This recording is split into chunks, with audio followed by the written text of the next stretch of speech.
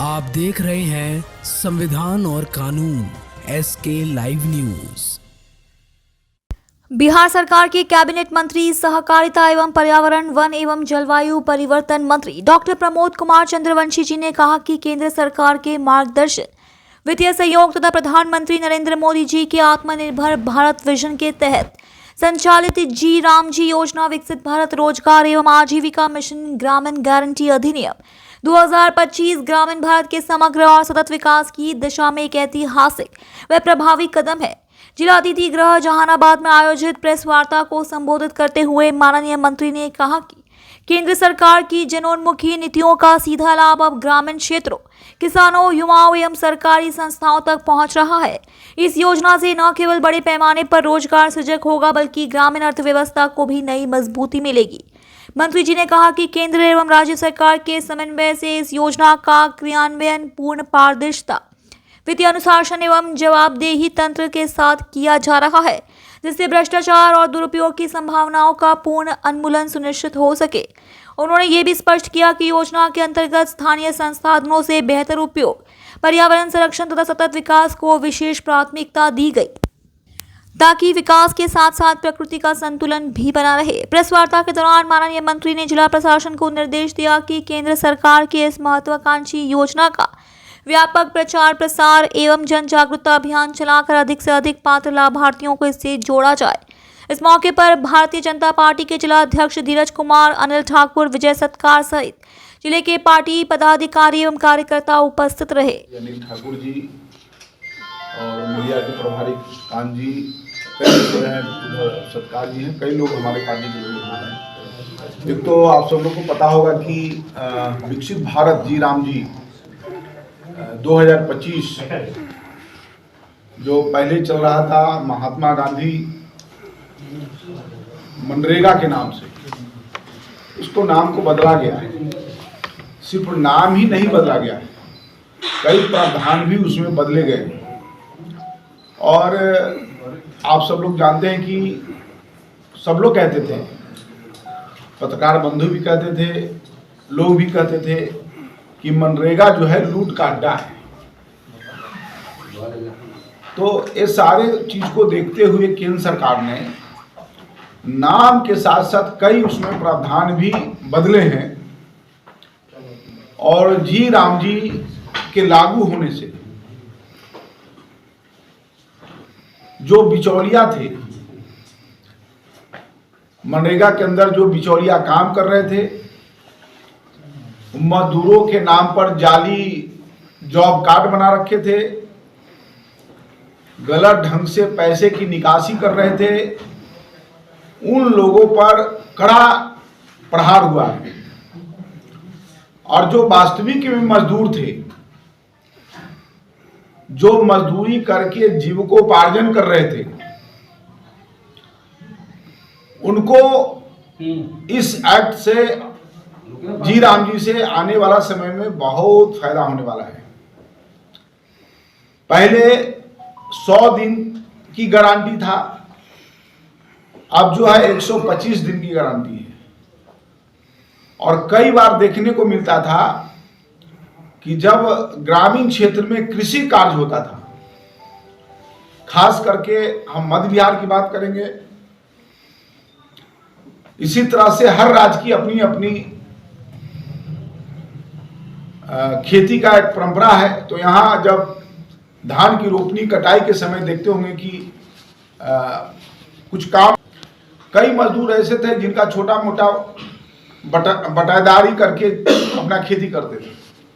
तो इस है खास करके कृषि कार्य के समय, तो इससे उनको फायदा मिलेगा कि यदि वो बटाईदारी या कहीं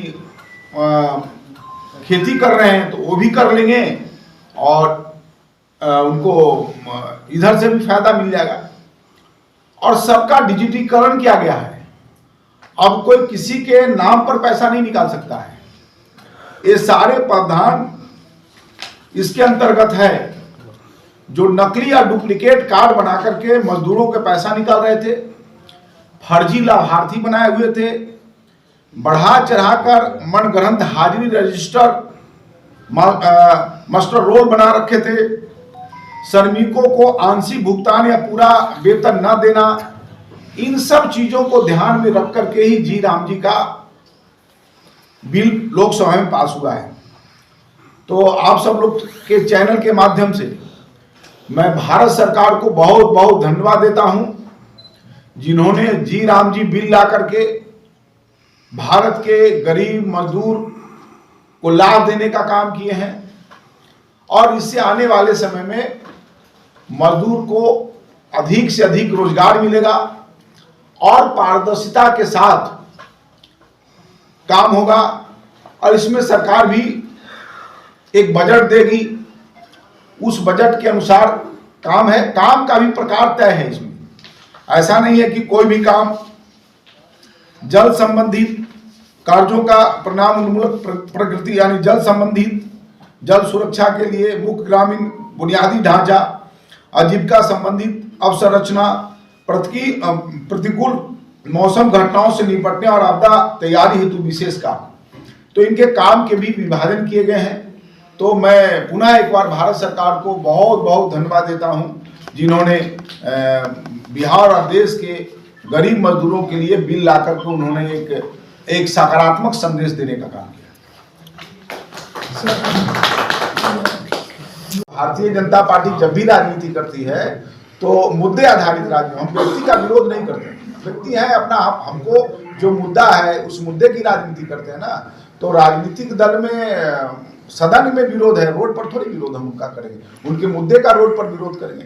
अब मकर संक्रांति का समय है, कोई दही चूड़ा का भोज कर रहे हैं, तो ये राजनीति, इसमें क्या करना है? लोग देंगे तो हम लोग कहेंगे, हम लोग जाएंगे, सब लोग जाएगा। सर एक मामला है उत्तराखंड का, जो सासाराम में था वो ध्वस्त हो गया, अपने आगे गृह जिले में रिबानावाल में बन रहा है, क्या इस पर आपकी पैनी नजर है और कब तक बन जाएगा? देखिए, ये तो सही आपने कहा है, इस पर सरकार का ध्यान है और जो भी उसमें दोषी पाए गए उस सब पर कार्रवाई हो रही है।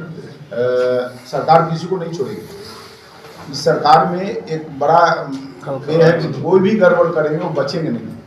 तो ये तो बड़ा ही गड़बड़ हुआ, वहाँ के इंजीनियर, ठेकेदार, सब पर कार्रवाई होने वाली है।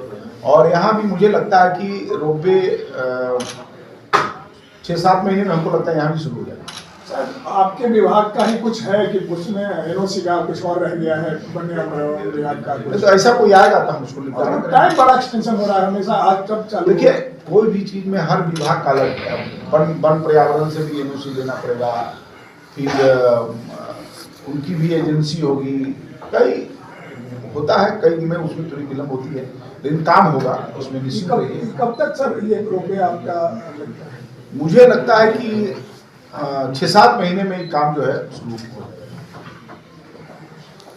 सर एक और सवाल है कि सर बुर्का हिजाब और हेलमेट पहन कर ज्वेलरी दुकानें पाबंदी लगा दी, इसके सरकार का एक नया फरमान आया है कि अब कोई बुर्का पहनकर या हिजाब पहनकर खास संविधान में नाराजगी देखे जा रही है। देखिए, एक गलत है, इसको धर्म से नहीं जोड़ना चाहिए, ठीक है ना। ये पारदर्शिता होनी चाहिए। आप अपने घर में पर्दा, जब सार्वजनिक जीवन में हैं और सार्वजनिक प्लेटफॉर्म पर हैं तो पर्दा में रह के कैसे करेंगे? अब कोई खेल के मैदान में कहे कि हम बुर्का पहन के फुटबॉल खेलेंगे, हम बुर्का पहन के क्रिकेट खेलेंगे, हम बुर्का पहन के भाषण करेंगे, तो ये संभव है? लोग स्वीकार करेंगे? आपके घर के लिए और अपने निजी जीवन में है, आप उसको पालन कीजिए। अब पढ़ाने जाइएगा स्कूल में, कहेगा हम बुर्का पहन के पढ़ाएंगे, बच्चा हमारा कोई ना देखे, तो बच्चा और टीचर में कैसे इंटरेक्शन होगा ही नहीं। तो ये सब गलत बात है। इसको कुछ धर्म के ठेकेदार जो लोग होते हैं ना, उसको तूल देते हैं।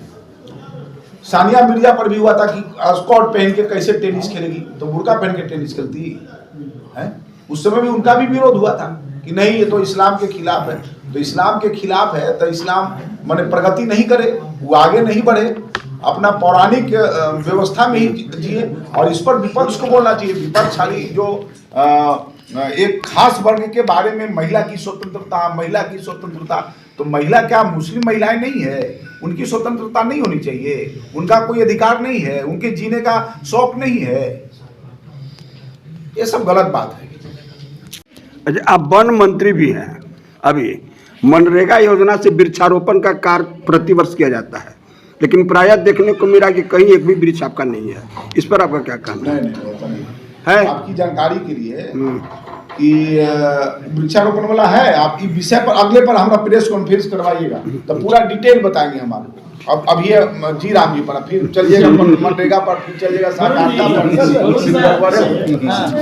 इसमें जो एक खबरों के लेटेस्ट अपडेट के लिए इसी तरह हमारे साथ जुड़े रहें और इस वीडियो को ज्यादा से ज्यादा शेयर करें।